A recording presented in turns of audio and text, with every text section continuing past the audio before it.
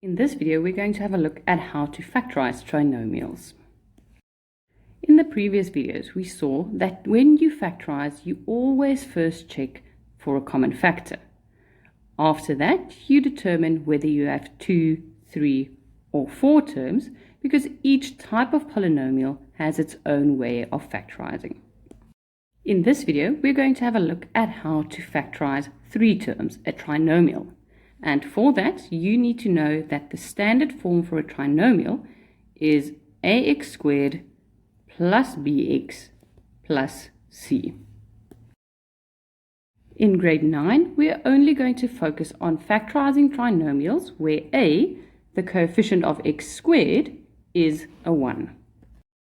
Before we have a look at the factorizing, we're going to look at the product that will give us a trinomial when multiplied out.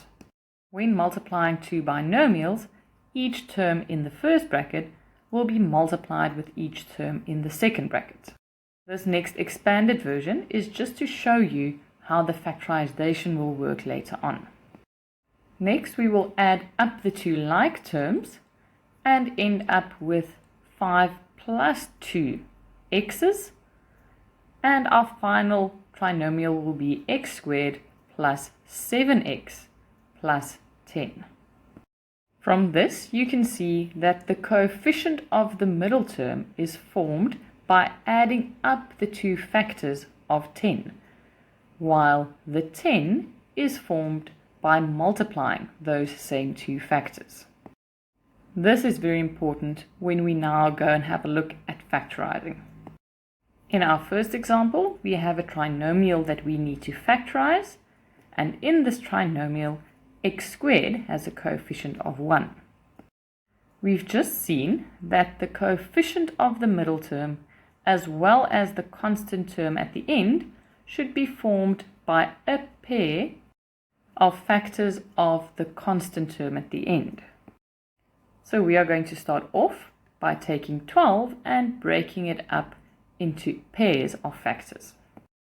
These options will be 1 times 12, or 2 times 6, or 3 times 4. In our example of the product, we saw that the coefficient of the middle term can be formed by adding up these two factors. So now we need to figure out which pair of factors can be added up to form our middle term coefficient of plus 8. If we add up our first pair, we will get 13, and our last pair will give 7, but adding up the middle pair will give us an answer of 8. So to factorize this trinomial, we are going to factorize it by breaking it up into two binomials, and because our x squared has a coefficient of 1, each bracket will consist of an x, because we know x times x will give us x squared again.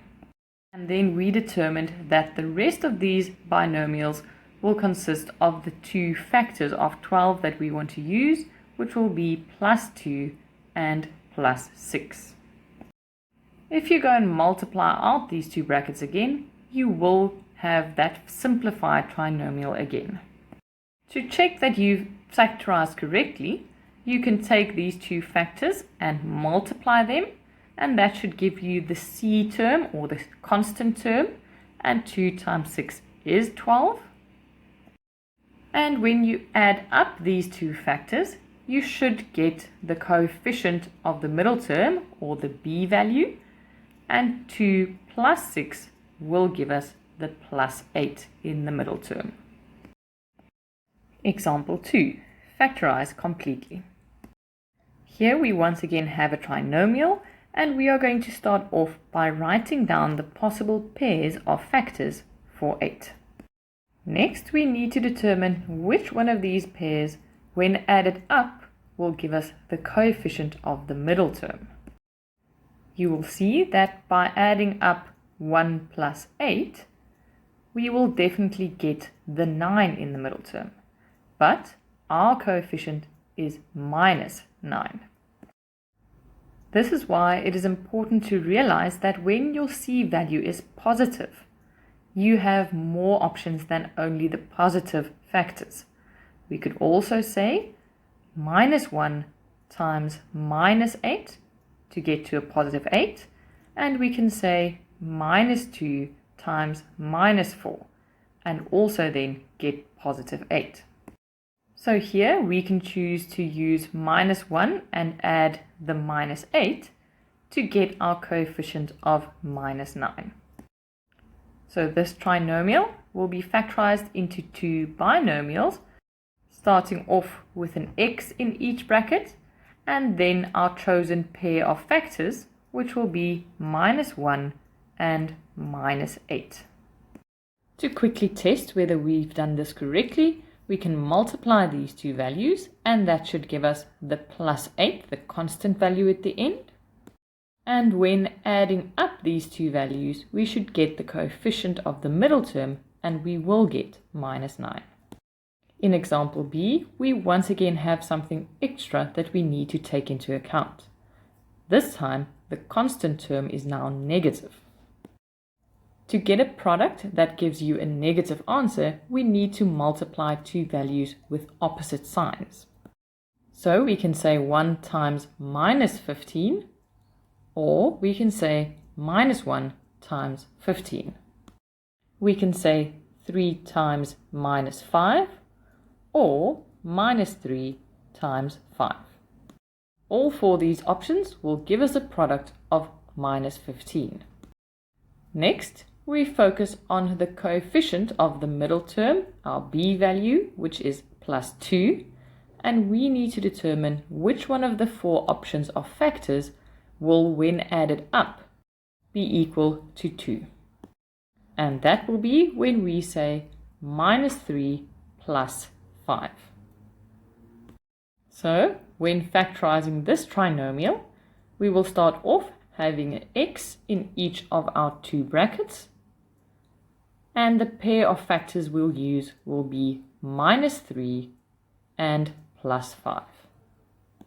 I'm reminding you of the commutative law for multiplication, and this means that you could have swapped these two brackets around and also say x plus 5 multiplied by x minus 3.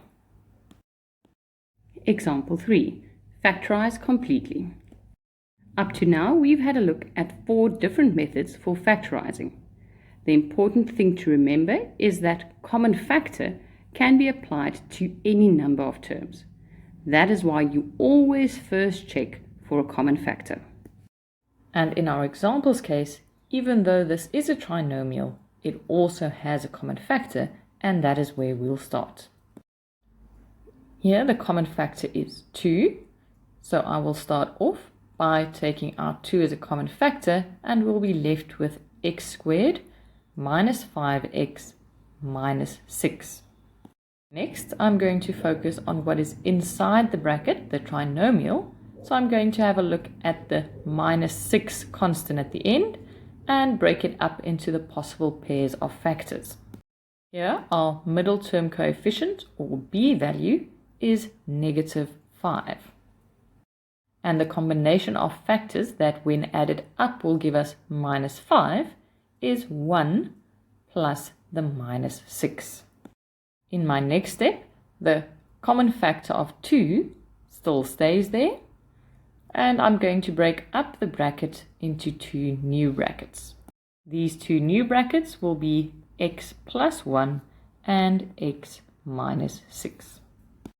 Now we have factorized completely.